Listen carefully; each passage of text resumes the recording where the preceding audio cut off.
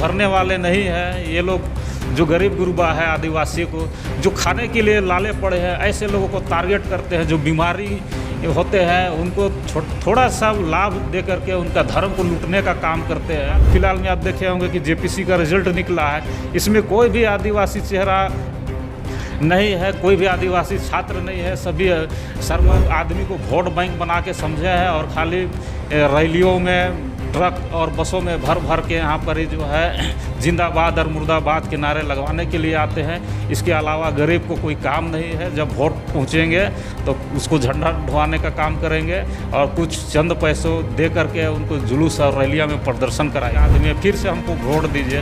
ये लोग नहीं चाहते हैं कि आदिवासी अगर पढ़ लिख जाए और होशियार हो जाएगा तो हमको वोट नहीं देंगे। और जिसके आप देख रहे हैं द जनता स्टॉपेज। नमस्कार, मैं वीरेंद्र रावत और आप देख रहे हैं द जनता स्टॉपेज।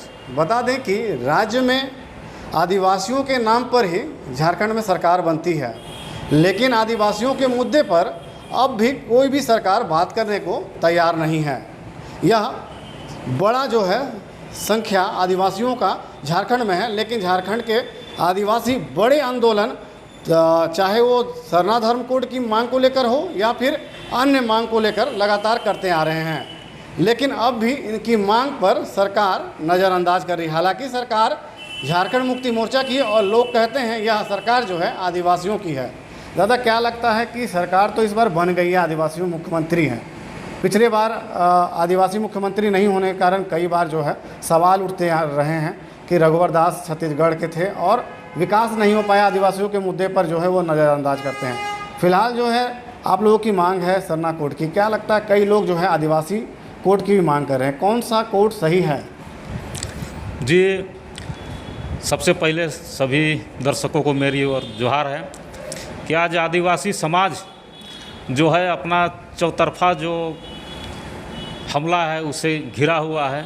या सरना कोड की बात हो, या तो वो धर्मांतरण का मुद्दा हो, या तो अन्य मुद्दा हो, और बहुत ही जो है आदिवासी समाज अपने जो सरना कोड के विषय में या अपना धर्म कोड के लिए वर्षों से आंदोलन कर रहे हैं, लेकिन आज तक उनको अपना सरना कोड, आदिवासी कोड नहीं मिला है, जिसके कारण आज आदिवासी समाज अपनी पहचान के लिए भटक रहा है। और हम लोग केंद्रीय सरना समिति और अखिल भारतीय आदिवासी विकास परिषद इसको लगातार कई दशकों से हम लोग सरना कोड की मांग कर रहे हैं, परंतु किसी भी सरकार ने इसको जो है सरना कोड, आदिवासी जो बहुत बड़े जनसंख्या में रहते हैं, करीबन 15 करोड़ आदिवासी पूरे देश में निवास करते हैं, और आज तक इनका जो है धर्म कोड नहीं मिला है, उनकी पहचान नहीं मिली है, जिसके कारण आदिवासी की जो परंपरा और संस्कृति है जो नष्ट होने के कगार में है। और झारखंड सरकार, श्री हेमंत सोरेन की सरकार ने सरना कोड की मांग को बिना सहमति के केंद्र को भेजने का काम किया, जिसको वापस कर दिया गया था झारखंड में कि आप फिर से राज्यपाल को सहमति लेकर के इसको केंद्र को भेजें।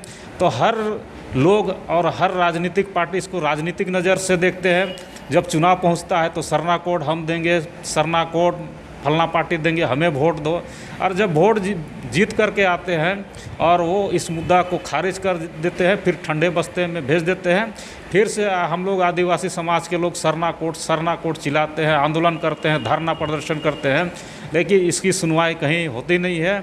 अभी केंद्र में भाजपा की सरकार है और जो है अभी गृह मंत्री के पास इसको मतलब वहाँ झारखंड सरकार भेजने का काम किया था, और श्री हेमंत सोरेन भी गृह मंत्री से भेंट किए थे, लेकिन बिना वार्ता किए ही वो वापस चले आए। तो हर कदम में आदिवासियों के साथ धोखेबाजी किया जा रहा है, सरना कोड के नाम पे छलावा किया जा रहा है, और आदिवासी की भावना से खिलवाड़ किया जा रहा है।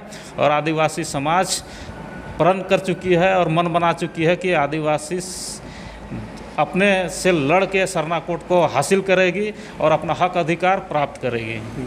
बता दें कि फूलचंद तिर्की हैं, ये केंद्र सरना समिति के अध्यक्ष हैं और लगातार आदिवासियों के मुद्दे पर जो है आवाज़ उठाते रहते हैं। कई बड़े आंदोलन का ये जो है नेतृत्व कर चुके हैं। दादा, हाल ही के में राज्यसभा चुनाव हुए हैं और हाल में जो राज्यसभा चुनाव हुए उसमें आदिवासियों को प्रमोट करने की जो है प्रथा होती है, लेकिन राज्य में देखते हैं कि आदिवासियों को राज्यसभा भेजने में कोई इंटरेस्ट ही नहीं दिखाता है, कोई भी पॉलिटिकल पार्टी हो।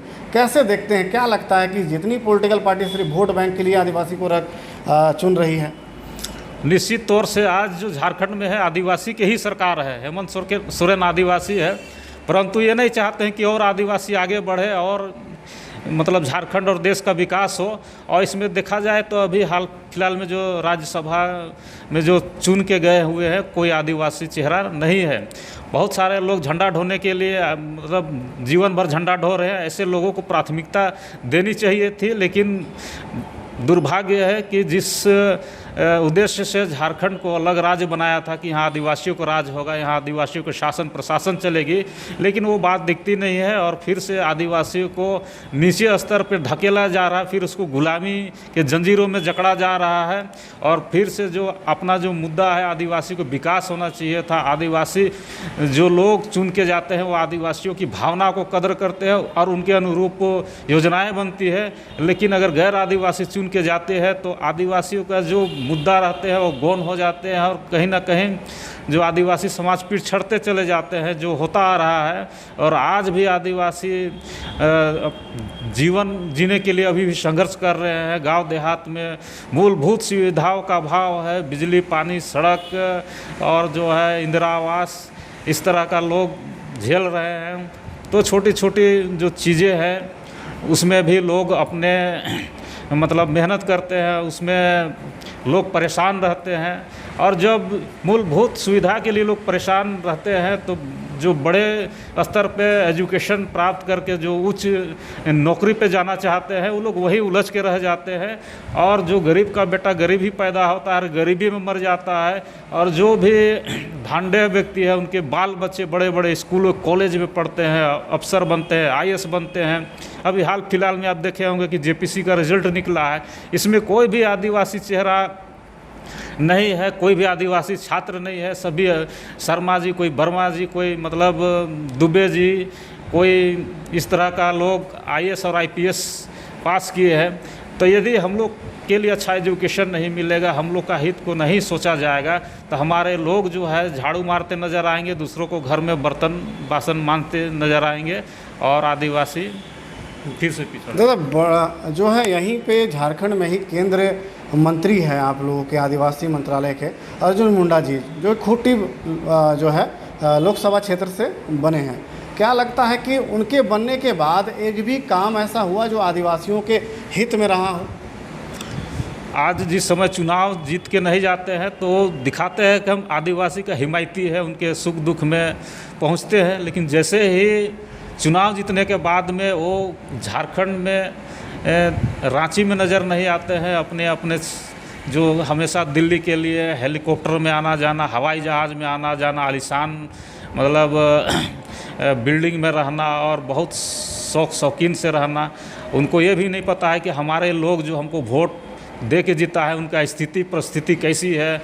आज भी देखिए यहाँ BJP की रैली चल रही है मुराबादी मैदान में, उसमें हमने देखा कि बहुत गरीब गुरबा लोग जो कि अपने निजी जो है संघर्ष करते हैं, दतुन पताई बेच करके, हड़िया बेच करके जो है आते हैं। आज भी लोग आदमी को वोट बैंक बना के समझे हैं और खाली रैलियों में, ट्रक और बसों में भर भर के यहाँ पर ही जो है जिंदाबाद और मुर्दाबाद के नारे लगवाने के लिए आते हैं। इसके अलावा गरीब को कोई काम नहीं है। जब वोट पहुँचेंगे तो उसको झंडा ढोवाने का काम करेंगे और कुछ चंद पैसों दे करके उनको जुलूस और रैलियाँ में प्रदर्शन कराई जाती है। अच्छा दादा, लगभग जो है झारखंड बने हुए 22 वर्ष हो चुके हैं और जो है अब भी झारखंड में आदिवासियों की स्थिति में सुधार नहीं हुआ है। क्या लगता है कि आने वाला कितना समय लगेगा इस राज्य में आदिवासियों के जो सुधार मतलब दिखाई पड़ेगा? क्योंकि आज भी आदिवासी जो है दत्तून बेच रहे हैं या फिर सब्जी बेच रहे हैं।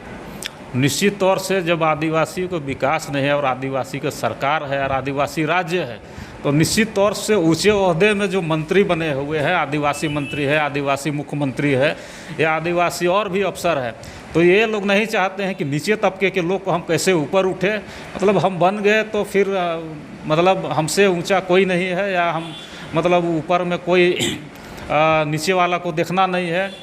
तो वो लोग चाहते तो आदिवासी को बहुत सारी योजना है, ट्राइबल सब प्लान का पैसा है, आदिवासी का जो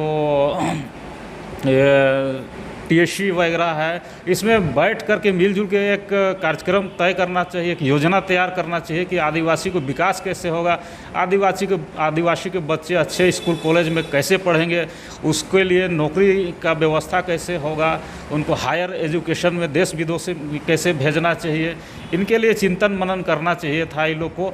ये लोग नहीं करते हैं, जब वोट हार जाते हैं तो फिर कहते हैं कि हम तो आदिवासी, हम आप ही के बीच का आदमी है, फिर से हमको वोट दीजिए।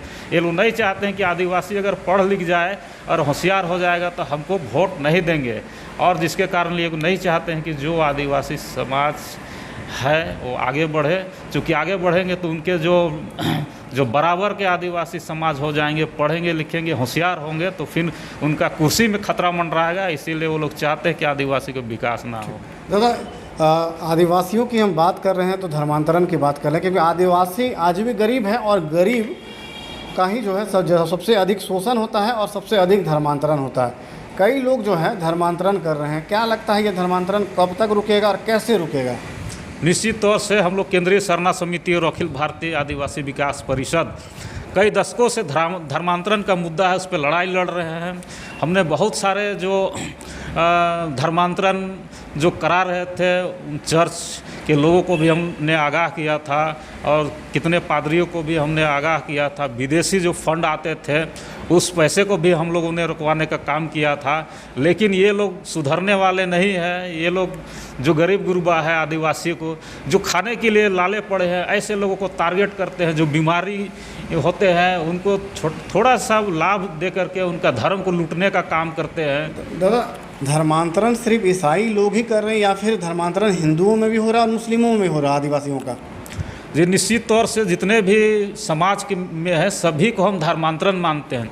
या तो मिशनरी समाज में धर्मांतरण हो, या हिंदू समाज में धर्मांतरण हो, या मुस्लिम समाज में धर्मांतरण है, जो अपनी परंपरा संस्कृति और सभ्यता को छोड़ के दूसरे को धर्म संस्कृति को अपनाती है, ये धर्मांतरण है। और ऐसे लोग आज देखिए त्रिस्तरीय पंचायत चुनाव था, बहुत लोग चुन के आए हैं, जो आदिवासी महिलाएं हैं जो गैर आदिवासी से विवाह कर लिए हैं।